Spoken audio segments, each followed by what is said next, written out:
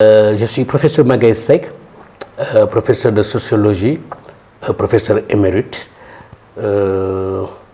J'étais à Boston, maintenant je suis à la retraite ici à Saint-Louis du Sénégal. Et je te remercie beaucoup Gabi pour cette occasion de communiquer aujourd'hui sur un problème quand même assez important. Ce problème qui tourne autour justement du Covid-19. Alors, la dernière information à date, l'actualité brûlante au Sénégal, tourne autour de l'ouverture des classes.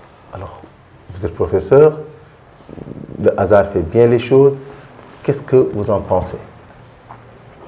Vous parlez de l'ouverture des classes ici au Sénégal. Je viens tout juste d'apprendre que ce débat a déjà démarré. Moi, je me dis que, vu la situation, c'est un débat prématuré. On a vraiment beaucoup d'autres chats à fouetter. On a des questions beaucoup plus urgentes à répondre et à débattre. Surtout, l'ouverture, dans quelles conditions on va ouvrir? On ne sait même pas exactement les conditions dans lesquelles le Sénégal se trouvera dans une semaine, ou dans 2 semaines, ou dans 3 semaines. Donc, spéculer sur des choses, faire des débats sur des choses qui, à mon avis,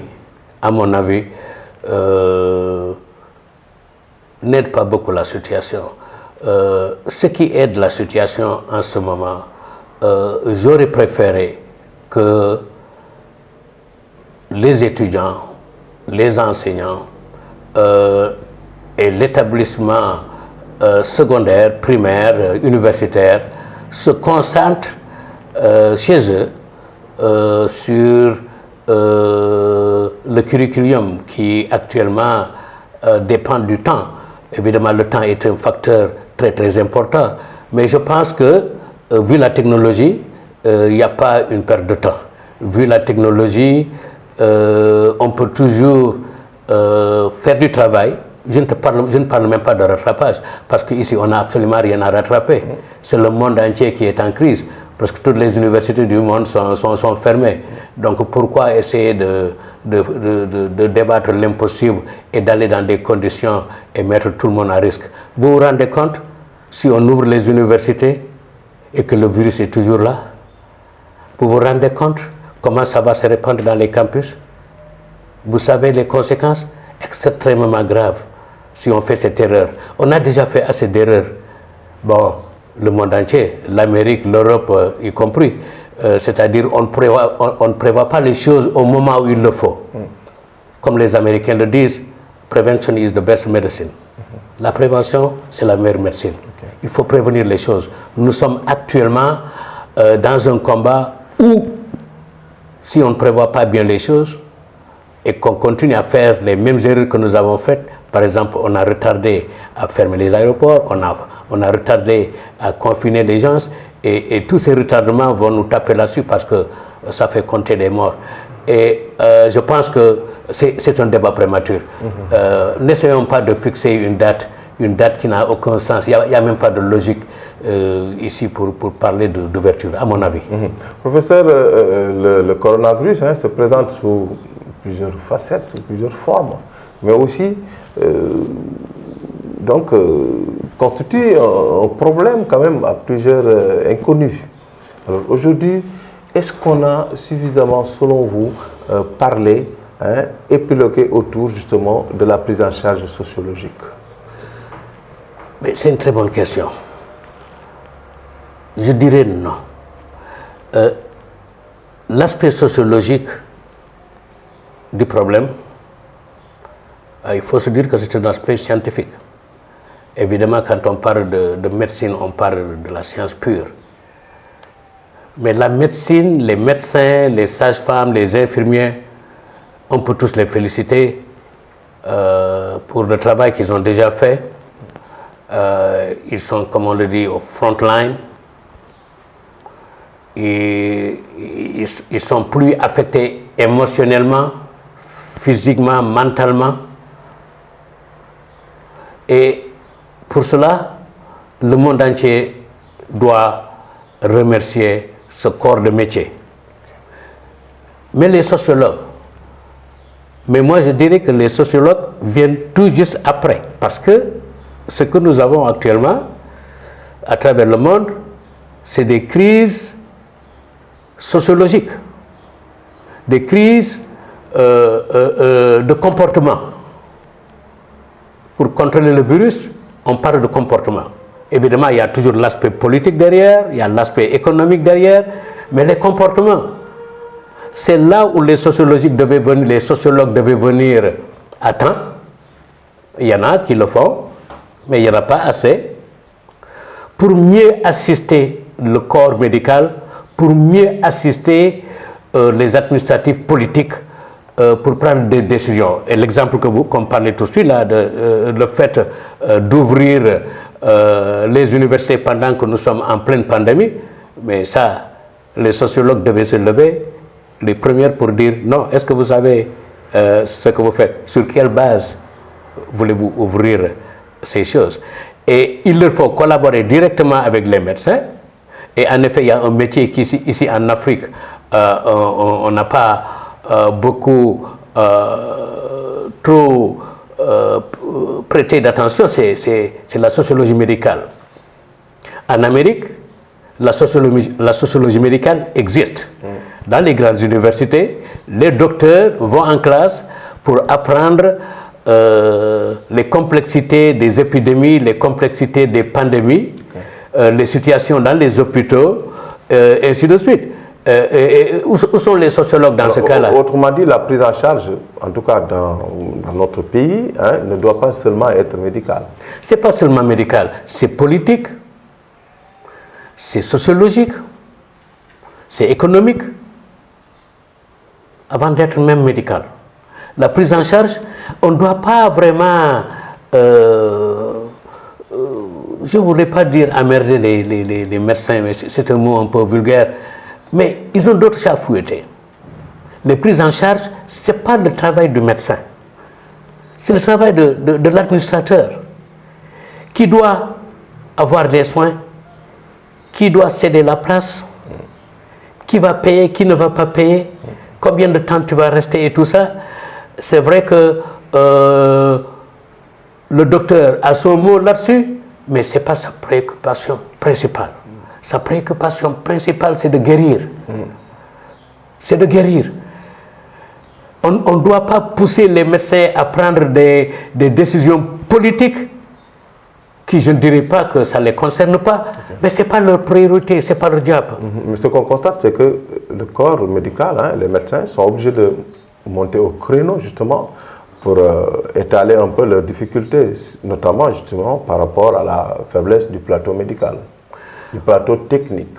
Oui, bon, le plateau technique, les limitations qu'il y a, ça, c'est des problèmes économiques, des problèmes politiques. Encore une fois, ce que le virus a fait, le virus a posé toutes ces problématiques-là sur la table pour résoudre. Pour commencer, la situation médicale dans ce pays et dans la majeure partie des États africains est problématique. Prenez l'exemple de l'Afrique du Sud. Le pays le plus développé de l'Afrique, mais vous avez vu ce qui se passe là-bas. Il y a un désordre total et ce sont les chiffres, le nombre de morts, le nombre de contaminés et la façon dans laquelle ils gèrent ces problèmes montrent que les structures sanitaires dans ce pays ou dans ce continent, on a beaucoup négligé cela. Ce n'est pas une bonne raison de dire que nous sommes pauvres, nous sommes sous-développés, nous sommes ceci et cela, que nous allons négliger la santé ici en Afrique. La santé a été réduite ces derniers temps dans beaucoup de pays, presque à un minimum. Même si vous prenez l'exemple du Sénégal, vous savez, il fut des moments, la santé prenait une place importante dans notre budget. 2e place ou 3e place. Et si vous regardez actuellement, la santé est en 7e position. C'est-à-dire, on n'a pas prêté attention au risque que le pays pourrait être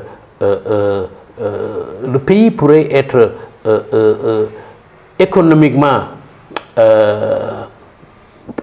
en problème. On a des problèmes économiques, surtout quand il y a des problèmes de santé. Je vous parlais là d'une corrélation entre les deux. D'accord, ces pays pauvres se battent pour, comme ils le disent toujours, pour l'émergence, un concept qu'ils préfèrent utiliser. Mais pour moi, c'est une question de survie. Vous pensez que l'aspect économique est important? Extrêmement importante, extrêmement importante. Et l'aspect économique ne peut être réglé que seulement si nous avons des institutions sanitaires de premier ordre, que nous avons des médecins de premier ordre, des sages-femmes, des infirmières, des hôpitaux de classe. Mais c'est une question de choix. Soit nous investissons dans la santé et dans l'éducation, ou on peut investir dans d'autres choses, des choses qui n'ont absolument rien à voir ni avec la santé, ni avec le développement, ni avec même l'émergence dont on parle. Et ces choses, vous savez, les pays puissants, comme l'Amérique, a eu les mêmes problèmes. Parce que ces 5 dernières années, l'Amérique avait négligé, sous le nouveau régime, la santé. Et le résultat est là. Il y avait eu des investissements massifs avec Obama, qu'on appelait Obamacare, où les hôpitaux recevaient des montants assez importants pour développer l'économie du pays. Parce que quand on développe la santé, on développe aussi l'économie. Quand on construit des hôpitaux, quand on amène des centres sociaux partout dans tous les quartiers, mais on crée des emplois, en premier lieu. En deuxième lieu, les gens sont beaucoup plus sains, cependant beaucoup plus productifs. Donc, investir dans la santé ne peut jamais être une erreur. Donc, pourquoi nos pays, en Afrique, préfèrent reléguer cette affaire en dernier lieu? 7e place, 8e place, 9e place. Maintenant, les Américains ne sont pas contents. Ils ne sont pas contents parce que il y avait seulement quelques années où Obama avait parlé pendant plus d'1 heure pour convaincre le Congrès américain que le moment était venu d'investir massivement dans la santé américaine. Donc, le Congrès avait répondu, les investissements ont été faits, et qu'est-ce qui se passe? Un changement de régime, ces investissements ont été annulés. Mais les autres pays doivent apprendre des leçons sur des choses comme ça, y compris le Sénégal. On doit apprendre sur on doit arrêter de copier les choses qui ne marchent pas. Et les choses qui ne marchent pas, je vais faire référence aux investissements que nous avons. J'aime bien le sport, mais les stades. J'aime bien le train, mais il faut que ce soit un train qui va d'un point X à Y avec un certain impact, c'est-à-dire des milliers et des milliers de gens qui vont le prendre des distances très très très longues, où non seulement des gens pourront naviguer très rapidement, mais des marchandises pourront être changées très rapidement. Mais quand on parle des investissements sur des trains de 40 km et mettre 1000 milliards dans ça, c'est des choses à revoir. C'est des priorités à revoir dans ce pays. Et il faut qu'on arrête ça. Et je pense que le corona, maintenant, a ouvert les yeux de tout le monde, que désormais, les populations ne vont plus tolérer des investissements qui ne mènent absolument à rien, pendant que nous avons actuellement notre survie actuellement en risque. dans ce pays. Moi, j'ai des fois même, j'ai des frissons quand je pense que ce qui s'est arrivé en Italie, en France ou en Espagne, ça c'est des pays beaucoup plus... tu t'imagines ce qu'on a vu, ce qu'on a témoigné ces mois-ci. Si on voit une chose pareille ici en Afrique, ça va être terrible. Voilà, justement, c'est cette crainte-là qui peut-être produit un certain stress chez certaines populations. Alors aujourd'hui, dans ce contexte de confinement, où certainement les contaminés ou peut-être les cas contacts sont confinés en vue justement de voir leur état sanitaire futur, beaucoup d'observateurs estiment qu'aujourd'hui, au-delà, après cela, il y aura beaucoup de cas de dépression, beaucoup de dépressifs. Alors, qu'est-ce que vous en pensez? Bon, je crois que c'est... D'abord, est-ce que vous partagez justement cette assertion? Oui, effectivement, parce que dans le passé, je vais donner l'exemple de 1920, c'était la Grande Dépression, et il y a eu énormément de monde partout, hein, c'était pas seulement en Amérique, mais partout en Afrique, des victimes après cette dépression, des maladies mentales qui vont commencer, de paranoïa qui va commencer, schizophrénie qui va commencer, la violence qui va commencer.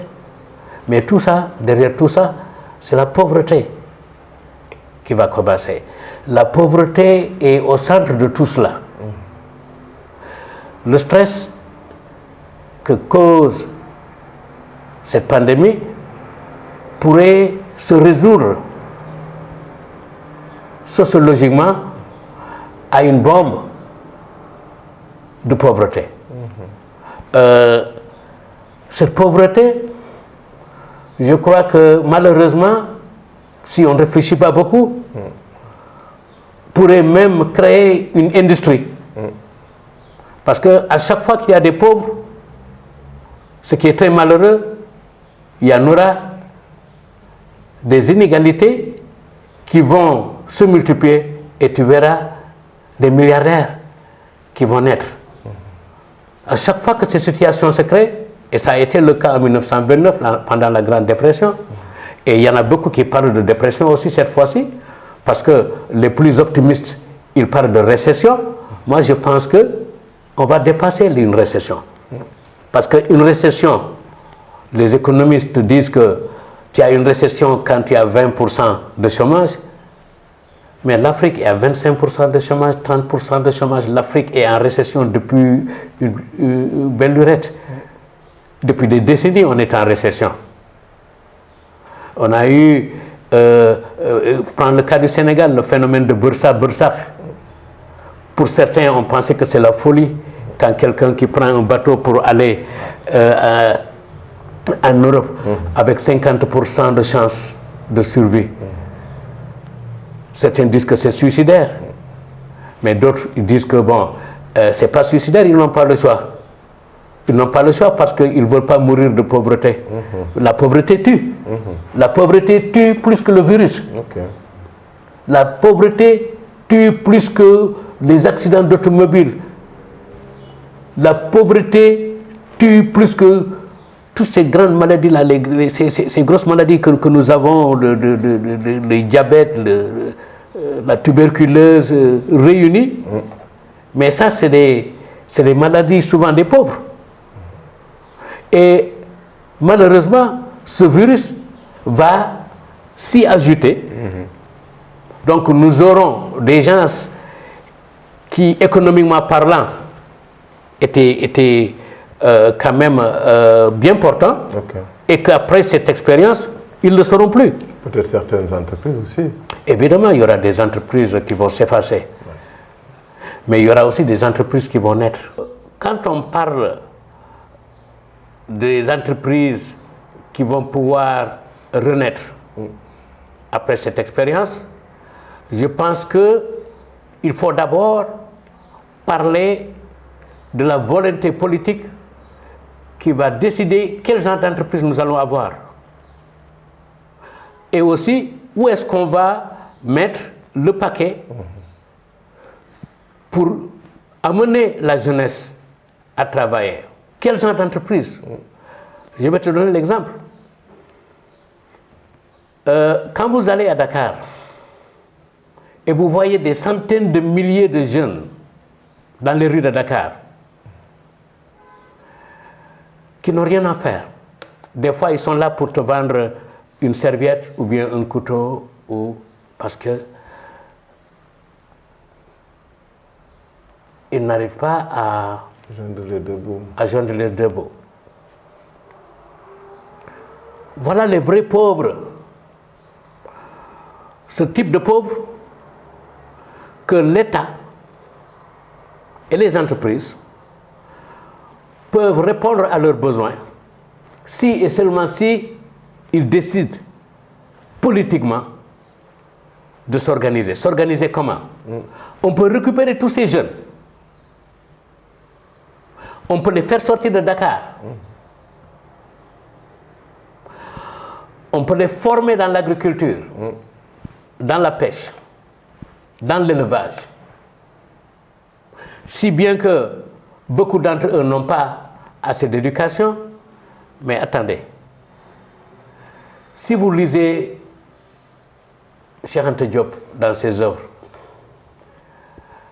il a parlé du phénomène de nawetan comme économique, l'économie du nawetan, où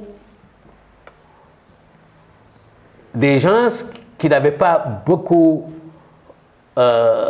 qui n'étaient pas éduqués, qui n'avaient pas beaucoup à offrir sur le plan technique, mais sur le plan agriculture, ils savaient manier la terre. On les appelait les, je ne sais pas, nitu nawetani, nitu firdo. On les appelait les firdo. Tu les voyais partout. Pendant 4 mois, pendant la saison des pluies, ils travaillaient intensivement dans les champs. Ils allaient d'un bout du Sénégal à un autre parce qu'ils savaient qu'ils ont 100% de chance pour trouver des emplois. Parce que la terre est là-bas. L'eau est là-bas. Les capitalistes sont là-bas. Et je les appelle capitalisme avec un peu d'humour. Mais ceux qui détenaient la terre étaient là-bas pour les faire travailler. Après la saison des pluies, on les payait tout leur argent et ça leur permettait de vivre au moins à 80% du temps. 80, si par exemple, si tu travailles pendant 4 mois pour pouvoir payer tes dépenses pendant 8 mois, mais je crois que tu es beaucoup en position meilleure que si tu vendais des mouchoirs et des couteaux dans les rues de Dakar, courir derrière les voitures. Cette main-d'œuvre-là, quelle volonté politique avons-nous pour les mettre au travail? Ça, c'est une catégorie. L'autre catégorie, vous savez, il y a combien de jeunes dans ce pays qui ont des baccalauréats, des licences et des maîtrises, qui cherchent à travailler et qui n'arrivent pas à travailler? Vous savez, il y a combien de gens aujourd'hui, s'il y avait un bateau ici, ils le prendraient, ils risqueraient leur vie pour aller chercher. Donc, nous avons la main-d'œuvre, nous avons la terre, nous avons de l'eau, mais nous n'avons pas la volonté politique de faire travailler les gens. Et ça, c'est le problème numéro 1 que nous avons dans ce pays, qui est derrière la pauvreté qui tue beaucoup plus que le virus, et qu'on n'en parle pas. Alors donc, après la fin de cette pandémie, il faut aujourd'hui que nos gouvernants, en fait, il faut vider Dakar. Fassent un focus, n'est-ce pas, sur le travail à outrance. À outrance, il faut vider, pas seulement Dakar, il faut vider les grandes villes. Même Saint-Louis est à vider. Ah oui? Il faut vider. Ah oui. Il y a beaucoup de gens qui traînent ici. Tu as vu combien de cantines on a fait tomber, des cantines là qui n'ont rien, des gens qui ne vendent pratiquement rien. mais ils occupent les rues, ils occupent les trottoirs. Mais à côté, qu'est-ce qu'il faut faire justement? Qu'est-ce qui est fait pour favoriser justement le retour de ces gens dans leur terroir? C'est ça l'organisation. Il y a l'organisation, il y a la méthode. Au Palais de la République, il y a un bureau qu'on appelle BOM, Bureau d'organisation et de méthode. Mais ils peuvent commencer à travailler. Ils peuvent commencer à résoudre le problème après le virus. Ouais. Comment on va vider les grandes villes des chômeurs. Et quand je parle de chômeurs, eux, ils ne se disent pas chômeurs, ils se disent que c'est des marchands ambulants. Comment? Il ne faut pas se moquer des gens, ce n'est pas des marchands, c'est des chômeurs. Il faut qu'on arrête à jouer avec l'intelligence des gens. C'est des gens qui n'ont pas de métier,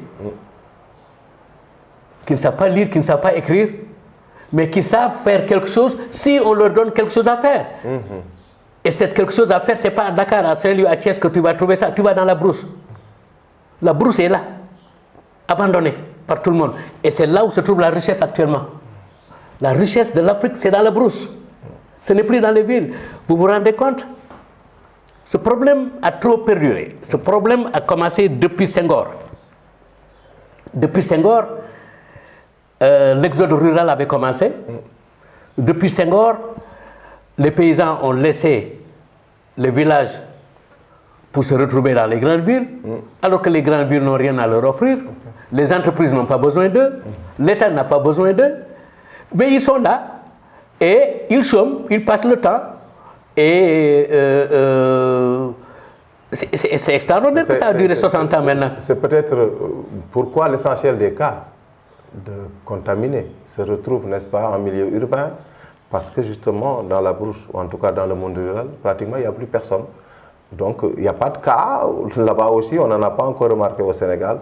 Tous les cas, n'est-ce pas, se retrouvent, n'est-ce pas, dans les grandes villes. Mais moi, j'ai envie de prendre la brèche que vous avez ouverte pour vous faire réagir sur le fait que au Sénégal, à un certain moment, à une certaine période, ces dernières années, ces derniers mois, ces derniers jours, on a plus parlé, n'est-ce pas, que travailler, agir. Et c'est le moment d'agir, n'est-ce pas, professeur? Absolument, absolument, absolument, absolument.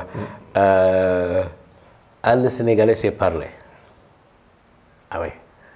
On sait parler. Tout le monde est devenu politicien parce que, bon, voilà, ça va vite, tu parles et puis tu t'en sors, quoi. Ouais, tout le monde est politicien, tout le monde est débatteur. Malheureusement, maintenant, tout le monde même est physicien. Tout le monde est docteur, tout le monde est...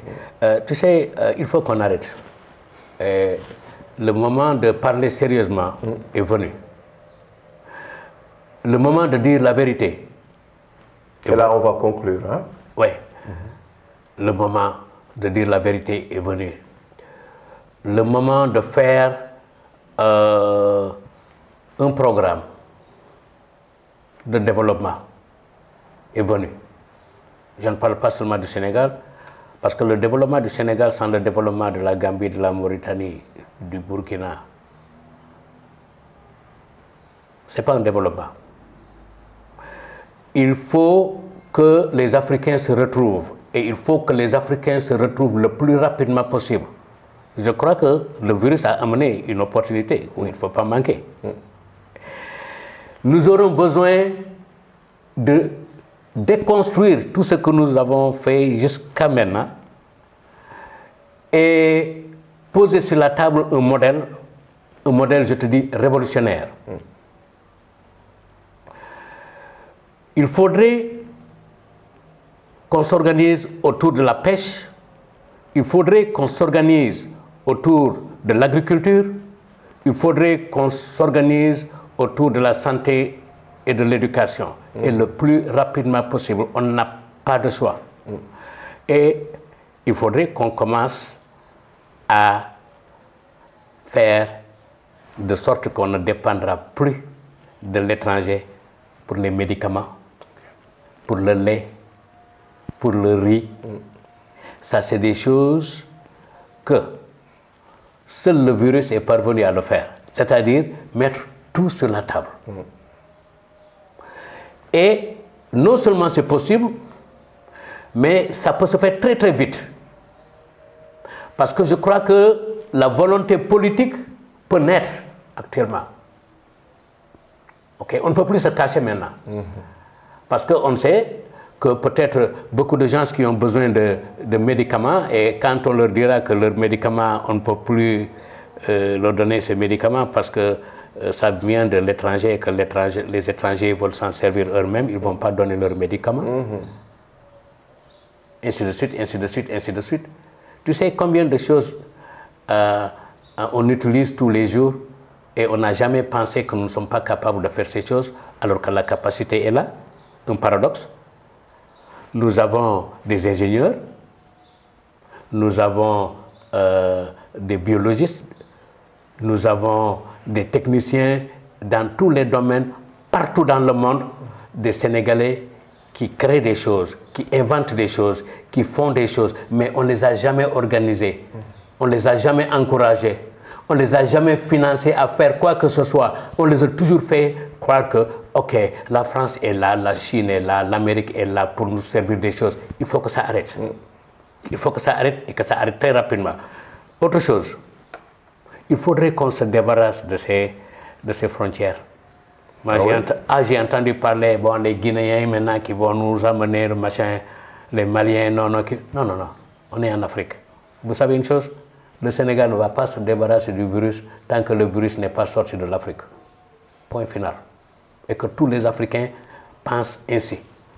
Le virus Vous pensez aujourd'hui que les frontières constituent justement une barrière pour le développement de l'Afrique? Non seulement c'est des barrières, les frontières n'ont pas été mises en place pour notre développement. Tout à fait le contraire. Tout à fait le contraire. Depuis la conférence de Berlin, il y a plus de 100 ans, les 55 États africains ont été créés pour les arrêter, pour qu'ils ne se développent pas, pour qu'ils servent le reste du monde.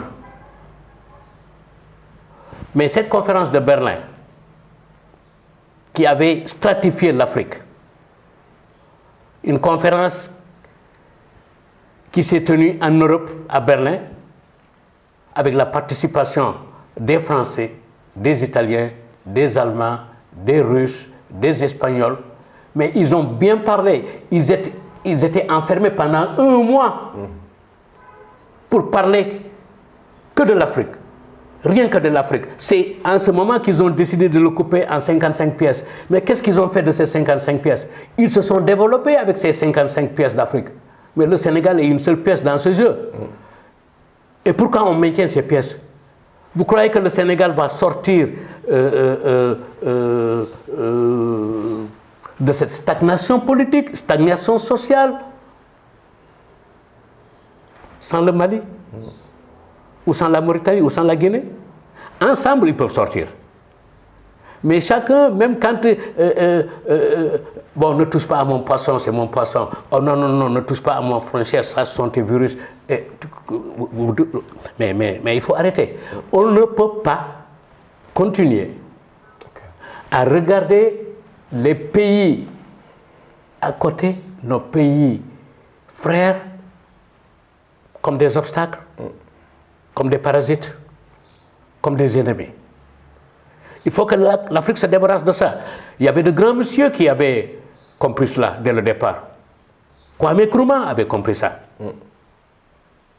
Cheikh Anta Diop avait compris ça. Ils ont tout fait pour arrêter ça. Pour reprendre l'autonomie africaine, il faut enlever ces barrières. Pour qu'il y ait une solidarité, il faut arrêter ces barrières. Il faut éliminer ces barrières. Le coronavirus, actuellement, a fait encore une chose miraculeuse.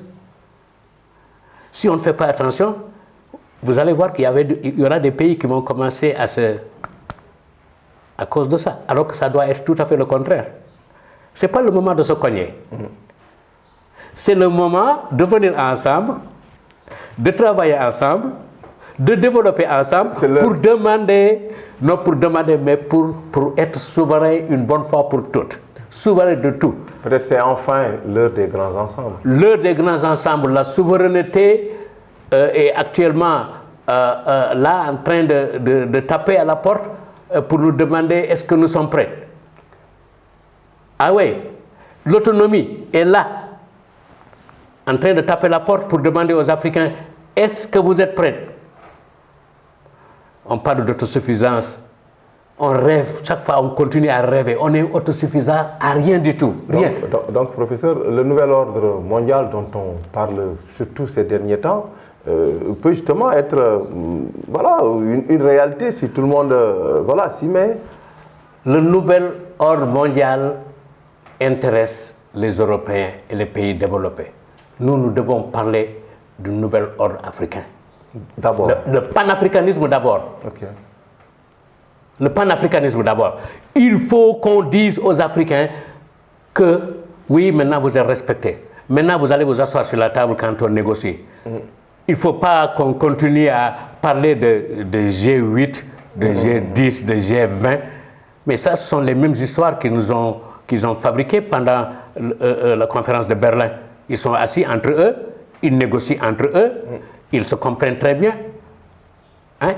Ils parlent français, ils parlent espagnol, ils parlent italien, ils parlent russe. Ils disent que mais l'Afrique, mais moi j'ai besoin du poisson du Sénégal, oh, moi j'ai besoin du bauxite de la Guinée, et moi j'ai besoin de et comment on va s'arranger. Ils arriveront toujours à s'arranger quand on parle de nouvel ordre mondial.